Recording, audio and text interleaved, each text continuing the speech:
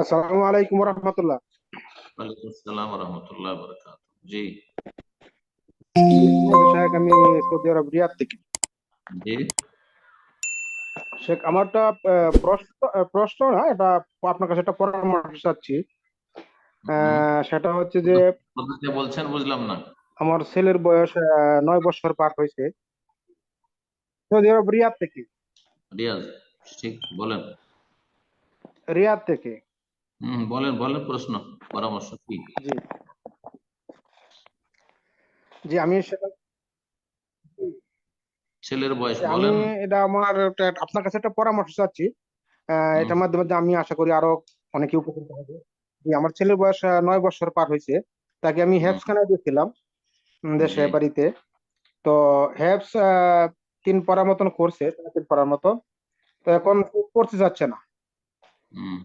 এখন আমারও ইচ্ছা ছিল যে আমি তাকে হ্যাভস করে তারপরে কিতাব এনে দেবো, কিন্তু সে এখন পড়তে যাচ্ছে না। কারণ এই হুম। মুহূর্তে আমি তাকে চাচ্ছি যে কিতাব এনে দিয়ে দেওয়ার জন্য আর কি। এখন এটা কি আমার ঠিক হবে, নাকি আমি তাকে হ্যাভস শেষ করবো?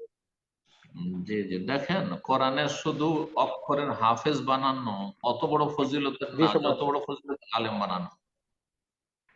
সুতরাং আপনার ছেলে যখন হেফজে আগ্রহী নয়, তার মানে তার জন্য সেটা কঠিন হচ্ছে। অনেকের স্মৃতিশক্তি দুর্বল, মুখস্থ বিদ্যায় দুর্বল, কিন্তু বোধ শক্তি তার ভালো। তো বোধ শক্তি ভালো যদি থাকে তাহলে সেই ব্যক্তি ভালো আলেম হয়ে যেতে পারে। কিন্তু আহ, কষ্ট করে মেহনত, অনেকে মেহনতি হয় না।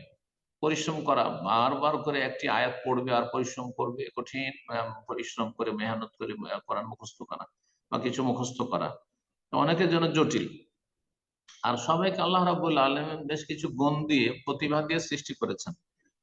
তো আপনার ছেলে যখন বা যে কোনো ব্যক্তির ছেলে মেয়েরা কোন সাবজেক্টটা পড়তে চায় তাদেরও খানিকটা স্বাধীনতা দিতে হবে। যদি জবরদস্তি করেন যে তোকে এই সাবজেক্টই পড়তে হবে, অথচ সেদিকে তার মোটেই মন যায় না, তাহলে এই দিকের হবে না ওই দিকের হবে না। হ্যাঁ, কোনো কিনারায় গিয়ে লাগতে পারবে না, মাঝ নদীতে থেকে যাবে, মূর্খ থেকে যাবে।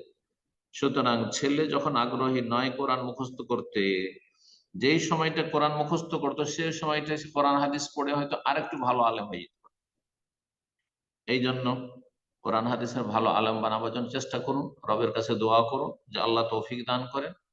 আর হাফেজের যেসব ফজিলত গুলি আমাদের হানাফি সমাজের বক্তারা বয়ান করে, এটা শুধু হাফেজের নয়, মূলত এটা আলেমের। ইন্নামা ইয়াখশাল্লাহ মিন ইবাদিল উলামা।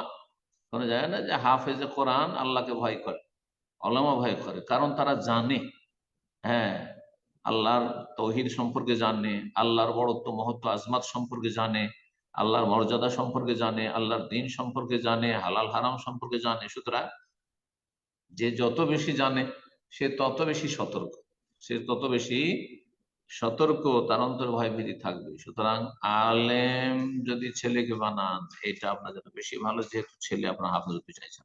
হ্যাঁ, যদি তাড়াতাড়ি হেফজ করে নিতে পারে, 10 থেকে 12 বছরের মধ্যে হেফজটা করতে হবে।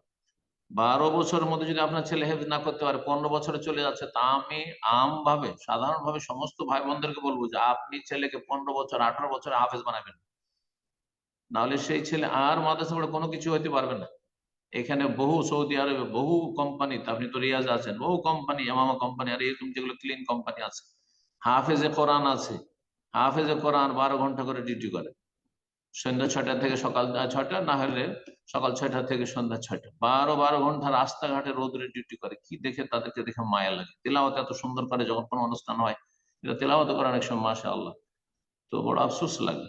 তো এরা আলেম হলে তো আর এগুলো কাজ যেত না। কোনো জায়গায় দেখাতে পারবেন না যে ক্লিন কোম্পানিতে কোন আলেম পড়ে এসে এই ক্লিন করছে না, কিন্তু হাফেজ দেখাইতে পারে।